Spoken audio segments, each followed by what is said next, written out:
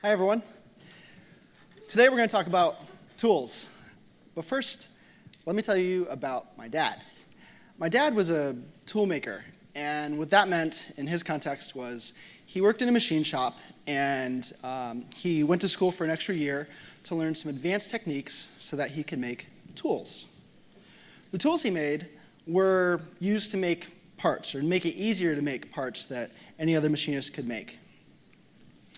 And there was two reasons why he was called a tool maker as opposed to just a machinist. First was that he just went to school for an extra year and learned some things. The second was those tools, well, they were very important to the manufacturing process. And they were also very important to saving time making some of these parts. So I want to think about that a little bit today. Is there anything that we do as developers that we could save time, that could be easier, that we could be more effective at? And to do that, let's first discuss how linters, compilers, and other cool things work. I'm Will Klein. I'm from Longmont, Colorado. I work in Boulder as an engineer at Workday.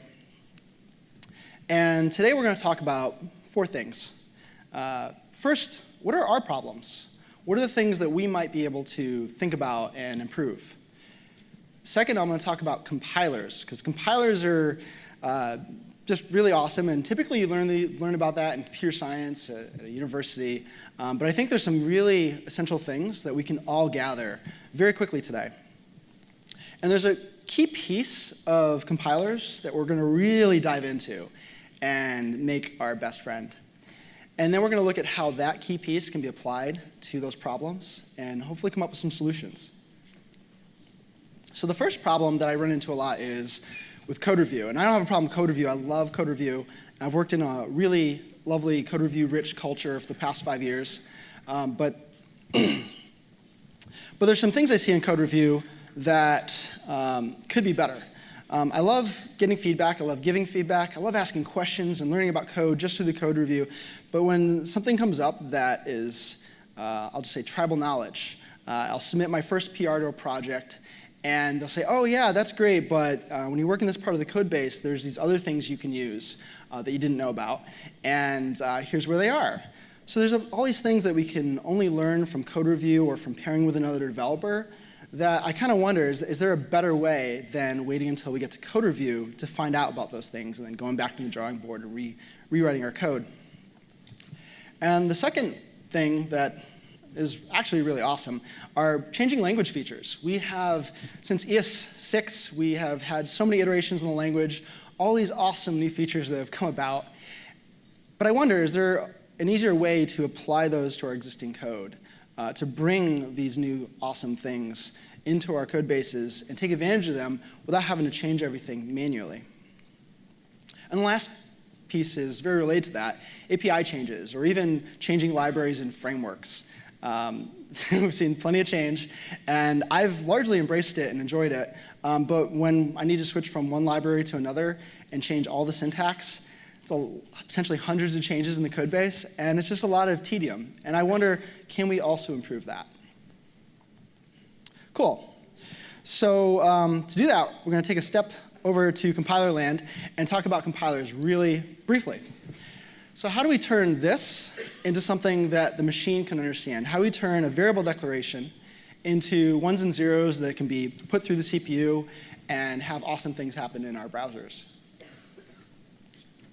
There's a little bit of magic, but hopefully less of that after today. Babel. Babel gives us an awesome reference point. Babel is a type of compiler that takes in source, does some stuff with it, and then spits back out JavaScript source. A transpiler, technically, is what type of compiler it is. And it actually has everything we need to understand compilers. And there's this really awesome definition of a compiler that I'm going to borrow. Jamie Builds on Twitter and GitHub writes this in the super tiny compiler. Most compilers break down into three primary stages: parsing, transformation, and code generation. Okay, let's dive into each one. Parsing is taking raw code, turning it into a more abstract representation of the code. Okay, it's taking that JavaScript code and turning it into something else that's more abstract. The second part is transformation. That's taking the abstract representation and changing it to do whatever the compiler wants it to do. So in the case of Babel, it wants to take potentially JavaScript with ES 2016, 2017, 2018 features, and so on, and do something with that tree so that when it spits it back out, it's going to be in something like closer to ES5 that more browsers can support out of the box. And that's the code generation, is spitting that code back out. And other compilers might spit out something else, but Babel just spits JavaScript back out. Cool, so we're going to focus on one piece of this, the abstract representation, because this is where all the magic that we really care about happens. So going back to our code example, the first thing with parsing that we mentioned is breaking this down into tokens. And it's just, what are those discrete pieces of code in this line that stand on their own, the atoms in the molecule? And this is just an array of these tokens. But from here, we need to figure out how to relate these tokens to each other. How does the var and the answer bond to each other? What is their connection? And the 6 and the times and the 7, how are they related? And how does that tie back to the variable that's being declared? So to do that, we need some type of representation. That representation is called the AST. And the AST does not stand for whatever Mercy said. It is actually an abstract syntax tree. And that sounds very computer sciencey and wordy, but it's just a tree. We don't talk about trees a lot in web development, but we actually work with them a ton. The DOM is probably the best example. We have our HTML document, and that has a head and a body. And the head has a title and meta tags, and the body has divs, and those divs have their own divs. So what a tree is essentially is just a node at the top. It's weird. Trees are like upside down in the computer science world. But there's the node at the top, there's a root, and then it can have any number of children, and then they can in turn have children. And they can also have properties on them that describe them. So we're going to look at this in just another view in a moment. Let me show you something called AST Explorer. So this is a really awesome tool that's up at astexplorer.net. Check it out. We're going to play with it today and show you how it works. It's a little bit tricky to present with, though. There's a lot of options, and it doesn't quite scale very well. So I made a special version, a CascadiaJS edition. Cool. So right here, we just have an empty program, a file. That's the same thing. And there's nothing here, but already we have a tree. And right off, we can see that it has a program node. This is the root node in every program, every file that's parsed. And it has 3 types of properties that we're going to talk about. The first is its type. And every node always has a type, and this will differ. Program at the top here. And the second type of property is where the children live. In this case, there's a body. There's nothing there yet, but there will be. And the third type is a descriptive property, describing that node itself. In this case, it's describing it as a source type of module. All right, let's look at another example. Let's look at those variables again. So now we can see that the program has 2 children. It has 2 elements here. If we expand that, there are 2 variable declarations. ASTs are awesome, and CascadiaJS is love. So the first variable declaration, there's a little bit of a hint here in the gray saying, hey, it has a type, it has declarations, and it has kind. So the type we're familiar with.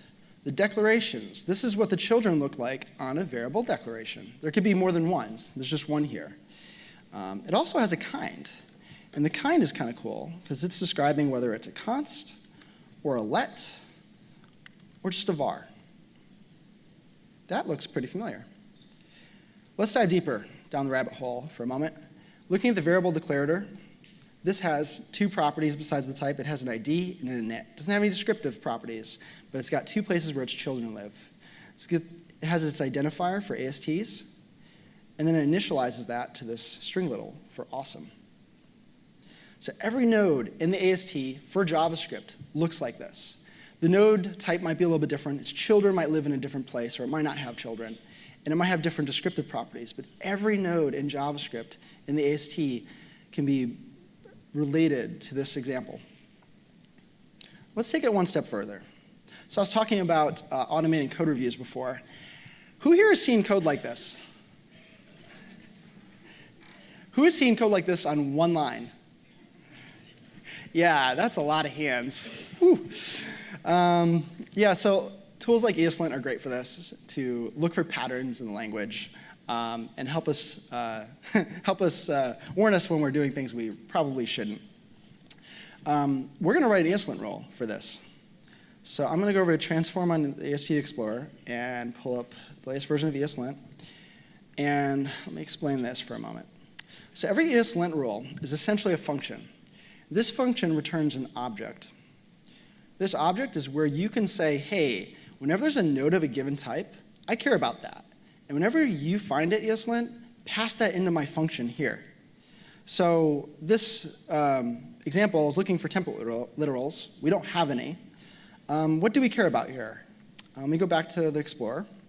If I click here, cool. So I see conditional expression a bunch of times. Pretty sure that's what ternaries are called. So that's the type. So let's grab that. And let's yell if anyone uses a ternary. Cool.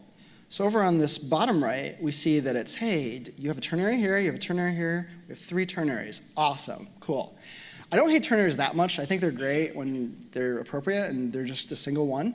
So let's narrow this down. And every ESLint rule will do this. They'll say, hey, I care about this node type, but I'm going to look for a pattern. And so what do we need to look for? So we talked about being nested, and that's where the node of the same type is on the child.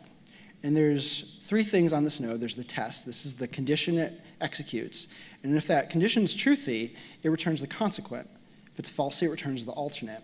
These consequents and these alternates, these are the children we care about. And these are the ones that have that nested type. So, oh Lord, what happened to the bottom? There it is, okay. So let's grab that. We need to write a check, just a little bit of logic here. So we need to look at the node and look at its consequent and check its type.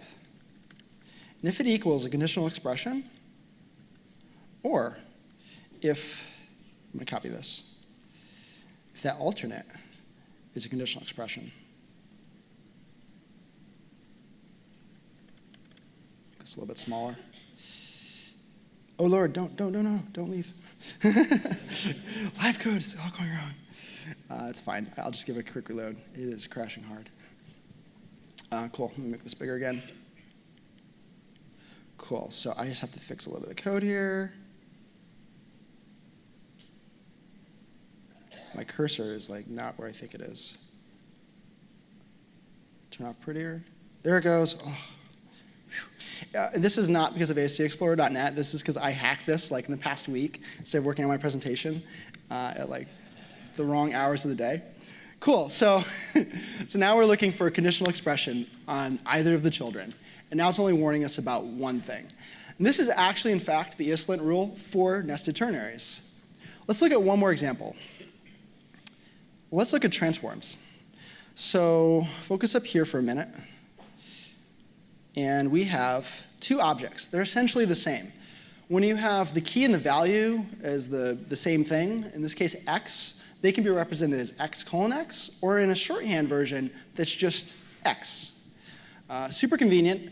What I would like to do is try to implement the Babel transform that would make this first one with the shorthand output the same. So we want to change this part in the bottom right. If we look at a Babel transform, the boilerplate is a little bit different. There's a function that returns an object, again, but that object has a name and a visitor. This visitor is actually the same as that object in ESLint. So we're going to dive into that. It cares about an identifier right now in the boilerplate. It's reversing the identifiers, making them backwards. That's funny. So let's change that to be, what do we need it to be? So if we look at x, holy Lord, try this again. Oh, we got this. I've never seen this happen. Of course, it's live. So if I look at this, we've got an object expression. This is the object itself. It's got properties. OK. The properties. The object property has a shorthand value. This is the descriptive property that we care about. And it's false right now. So what do we need to do? We first need to care about object properties. Turn off prettier. We first need to care about object properties. And then when we run into them, we need to do something with that node. So that node has the shorthand value, and we can just set it to be false. So it was true before on the other one, and now we're changing it to false. Now the output matches. There's one more thing. We don't want to do this for, oh my lord. We don't want to do this for every node. So what we normally do is just do an if check and check the path.node.shorthand. If it's truthy, only then mutate the tree. Cool. All right, so that is actually all there is to the object property, or the object shorthand property transform in Babel. And this is a plugin in the the Babel plugin source code. Let's stop here for a moment, because this concept of transforming the tree and outputting something else also applies to another tool called code mods. What code mods are is taking in some syntax and changing it to some updated syntax. So we talked about new features in JavaScript, and we talked about API changes and changing libraries and frameworks. We could do transforms like this to take old syntax that we want to update and automate the conversion across our code base to the newer syntax. There's one more thing I'll point you to. It's this website that just put up yesterday called ASTsAreAwesome.com, and it has full background of everything we've been talking about, with links to examples, super tiny compilers in there, and some other things. So check it out after this for more information. Cool. So I know we all heard Neo say in the Matrix, "I know Kung Fu." But if Neo's a programmer, and the Matrix is essentially made of code, and he's bending the Matrix to his will, what I think he really meant to say is, "I know some really sick AST transforms." Try it. Pull up ASTExplorer.net and start typing code. Paste stuff from your project and see what it looks like. And the next time you're in code review and you see something like, "Oh, I need to tell you about this thing that you couldn't otherwise know about," think about whether that can be discerned, filtered down into a pattern that you can automate, that you can write an ESLint rule for. Here's actually the first ESLint rule I wrote was for this code. We had this API request function that would get data from the server. And it had a way of saying how many records it wanted to retrieve. Maybe like 50 or 100, something reasonable. But we had cases in our code base that passed in a count of infinity, which would get all the records. And that sounds okay, right? Except users with lots of data, our big customers that love us so much, they would make this request in the browser, and it would take forever. And after 3 seconds, it would time out, and they would just get a really bad screen that didn't help them at all. So we needed to fix this. But we had something like 60+ developers in the front-end code across all the teams, and this was like, it kept popping up here and there. And we could tell everyone, but how do you just tell everyone and then tell the new person all that? So we automated this. So we wrote an ESLint rule that looked for any invocations to API.request and looked at the parameters passed in, and then looked at that configuration object and looked at the count and made sure it was something reasonable. And if it was something crazy like infinity, we would warn them nicely before code review. Let's talk about API changes. Can we automate those? We had been using Glamorous in a project I'm on now, and this is basically styled components, CSS and JS. It actually is great lately. And Kinsey Dodds, we talked about him yesterday, he worked on this, and he was the first to say, "Hey everyone, Glamorous is great, but Motion's even better. We should just deprecate and move to that." So we have lots of CSS, lots of components. We've got to change everything in our code base. And it looks something like this. This is just Glamorous takes in some CSS and generates an element with that style applied. We needed to change the syntax from using Glamorous to using styled. And instead of taking an object in, it needed to be passed a string literal, which is great, because then you can just write real CSS and not JavaScriptify it. Turned out there was a community effort to transform all the instances of Glamorous to Motion. We applied this in our code base and changed hundreds of lines in just a click of a button, and it was fantastic. cool. Let me tell you one more story. I was at a JSConf in Florida, JSConf US 2015, and there was a young developer that got on stage, and he was telling his story. And it was something like this. There was this new thing called ES6. There was a large gap in my knowledge on parsers, compilers, and generally the intricacies of JavaScript. So I decided to make an ES6 transpiler to learn it, called 6to5. This was Sebastian McKenzie, and 6to5 is now known as Babel. Now, I am not encouraging you all to go out and write your own compiler. We don't need to. But given Babel, given ESLint, given some libraries for code mods, and given equivalents in TypeScript, we don't have to. We can build plugins for these tools. We can write our own linting plugins that look like what I showed you. We can write transforms that can update our code. We can harness the AST, and I encourage everyone here. This is something for you to try. I'm here to answer questions on the internet or after this.